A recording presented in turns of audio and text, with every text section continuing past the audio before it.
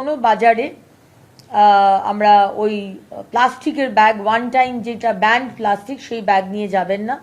আমরা বাজারে vending machine বসিয়ে দিচ্ছি, তারও কথাবার্তা চলছে।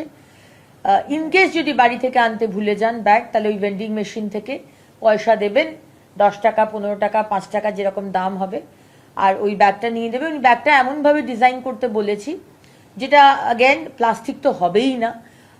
আমরা চেষ্টা করছি রিসাইকেল করা কটন ব্যাগ দিতে, যেটা ব্যাগটা আপনি ইউজ করতে পারবেন, আপনার ফেলতে মন যাবে না।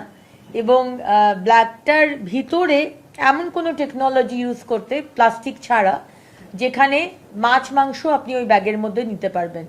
আপনি কোনো সময় মাছ মাংস নিলেন, আবার কোনো সময় ব্যাগটাকে ধুয়ে আপনি সবজিও নিতে পারবেন। সো এরকম মাল্টিপারপাস ইউজ ব্যাগ আর কি, সেরকম আমি একটা ডিজাইন করতে বলেছি।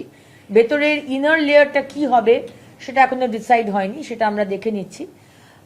বাট ব্যাগটা সুন্দর ব্যাগ হবে, যেটা আপনি ফেলতে চাইবেন না। এবং কিছু কিছু গ্লাস, পেপার গ্লাস, কিন্তু পেপার হয়তো বাইরেটা পেপারের, ভিতরে একটা ফিল্ম লাগানো আছে যেটা উইচ ইজ প্লাস্টিক, তো সেই গ্লাসও কিন্তু আমরা ইউজ করতে দেব না। সো যারা যারা দোকানে অনেক সময়তে আছে কোল্ড ড্রিঙ্কস বিক্রি করে, সফট ড্রিঙ্কস, সেখানে ওই গ্লাসগুলোর ভিতরে কিন্তু প্লাস্টিক থাকে, উই উইল ব্যান, ওই গ্লাস ইউজ করা যাবে না।